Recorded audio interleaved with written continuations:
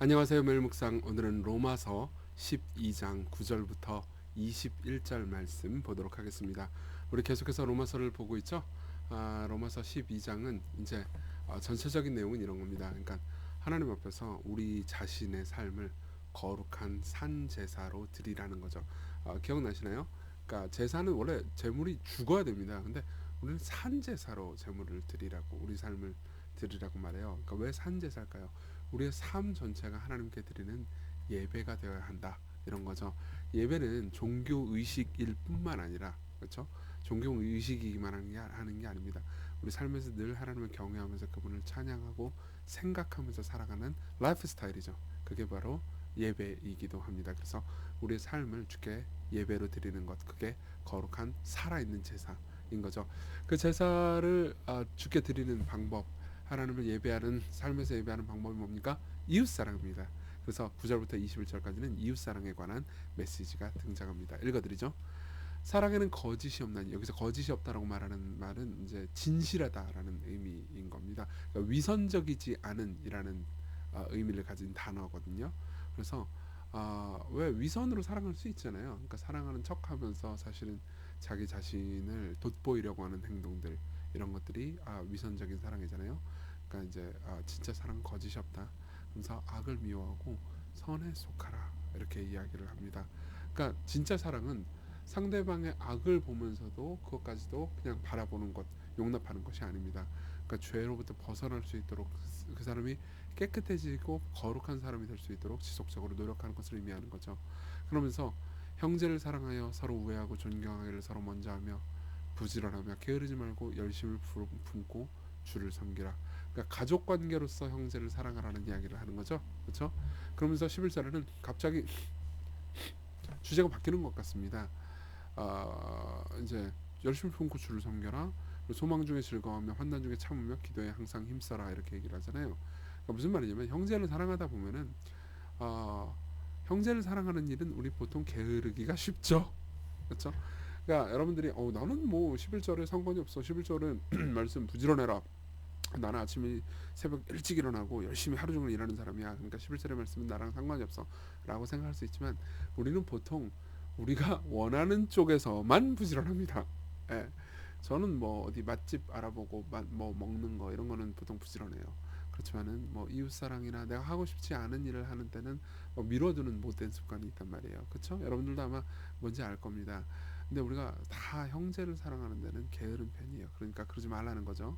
그러면서 형제를 사랑할 때는 항상 환난이 생기고 기도해야 될 일이 생깁니다. 그렇죠? 그러니까 소망 중에 즐거워하며 환난 중에 참으며 기도에 힘쓰면서 성도들의 쓸 것을 공급하면서 손님 대접하기를 힘써라, 이렇게 이야기를 하는 거죠. 그러면서 너를 박해하는 자를 축복하라, 축복하고 저주하지 말라, 원수를 사랑하라는 얘기도 하죠. 그죠? 즐거워하는 자들과 함께 즐거워하고 우는 자들과 함께 울라. 이게 어려운 거예요. 예.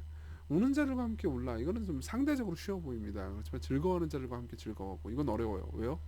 사촌이 땅을 사서 즐거워하면 배가 아프니까요. 맞죠? 예.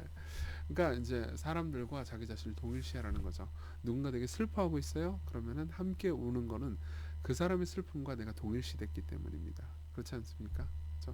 저 사람을 내가 사랑하지 않잖아요. 그러면 저 사람이 슬픈 일이라도 나는 그렇게 슬프지 않게 되죠. 예. 외국에 누군가가 가족을 잃었다. 그럼 뭐 여러분들이 안타깝겠다 이렇게 생각하지 막 슬프진 않잖아요. 근데 내 친구가 가족을 잃었다. 그럼 마치 내 가족을 잃은 것처럼 슬플 수 있지 않습니까? 그렇게 형제들끼리 서로를 동일시하라는 얘기를 합니다.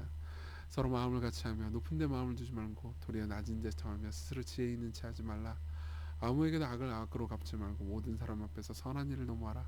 할 수 있거든 너희로서는 모든 사람과 더불어서 화목하라. 그러니까 그게 불가능하긴 하겠지만 모든 사람들과 더불어서 잘 지내고 화목하라 라는 메시지를 전달하고 있는 거죠.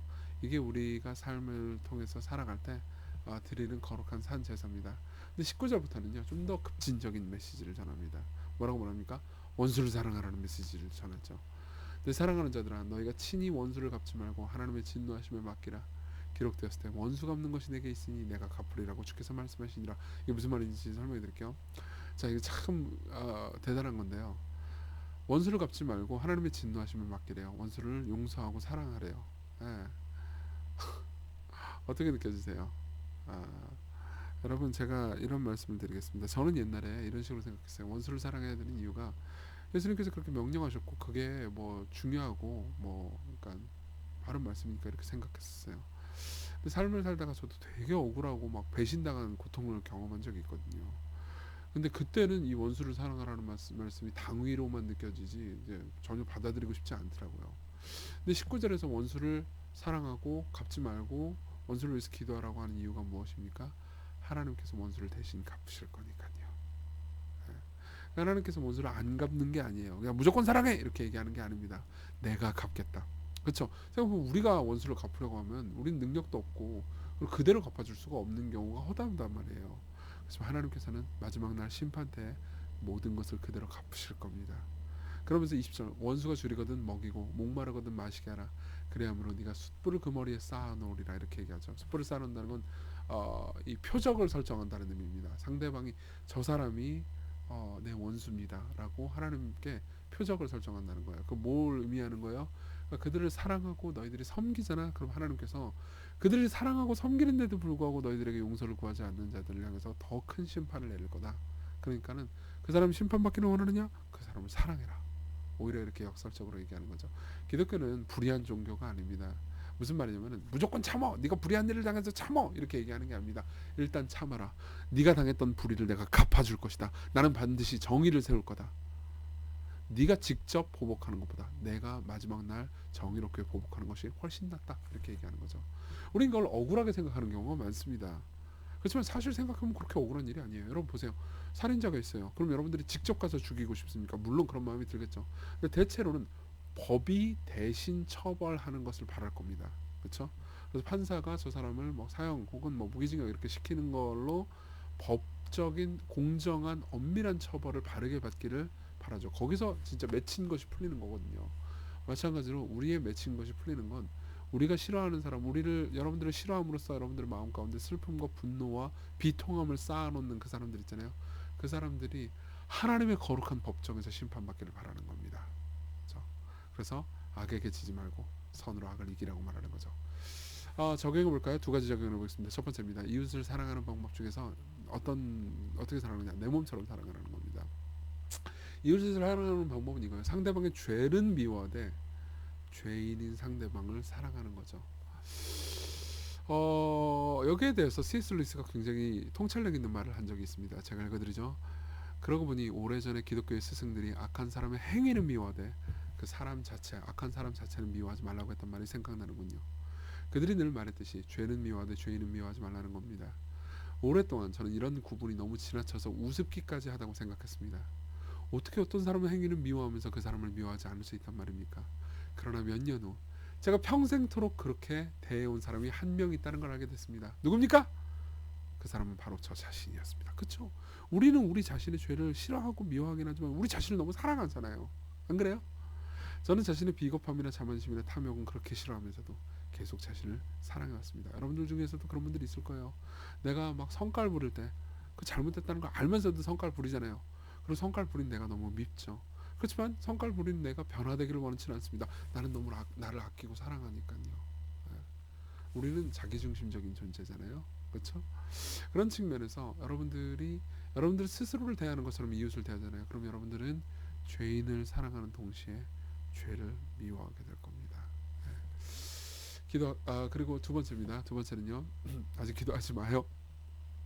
원수를 사랑하는 방법이죠. 십자가를 보는 겁니다. 여러분 아까 이제 원수를 하나님께서 갚으시라고 생각한 것에서 위로를 받으실 분들이 계실 것 같은데 이런 질문도 던져질 거예요. 그럼 신자는요? 내가 나에게 큰 배신과 미움을 던져준 사람이 신자면 어떻게 합니까? 그 사람 심판 때 의롭다 여김 받지 않겠습니까? 맞습니다. 그 사람 심판 때 의롭게 여김 받습니다. 그럼 그 사람의 죄는 어떻게 우리의 비통함을 어떻게 갚아줄 건가요? 십자가에서 이미 갚아졌다고 말합니다. 네. 존 팔퍼 목사님은 이렇게 얘기해줘요. 들어보세요. 따라서 기독교 신앙은 결코 죄를 가볍게 여기지 않는다. 또한 우리가 받은 상처를 놀리지도 않는다. 그와 반대로 기독교 신앙은 믿는 자들에게 가해지는 죄악을 상당히 심각하게 여긴다. 우리에게 범죄한 사람들에게 우리 스스로 가할 수 있는 것보다 더욱 극심한 고통을 하나님인 외아들 예수님이 당하게 하셨어요. 모든 죄에 대한 대가는 지옥이나 십자가에서 엄격하고 철저하게 그리고 공정하게 갚아질 것이다. 회개치 않는 사람들의 죄는 지옥에서 갚아줄 것이고, 그렇죠?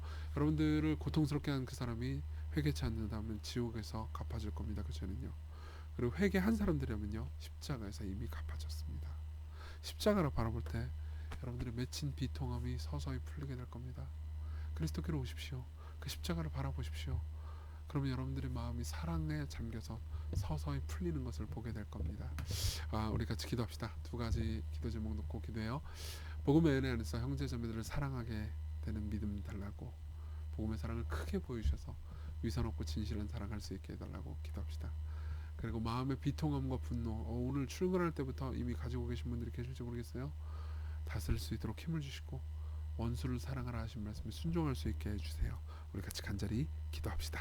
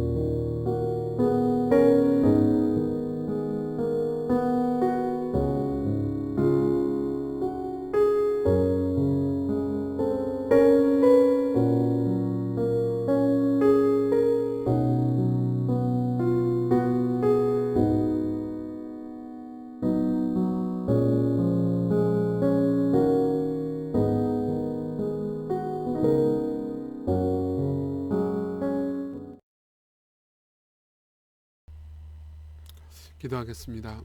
거룩하신 하나님 아버지, 이웃 사랑하는 것은 참 힘듭니다.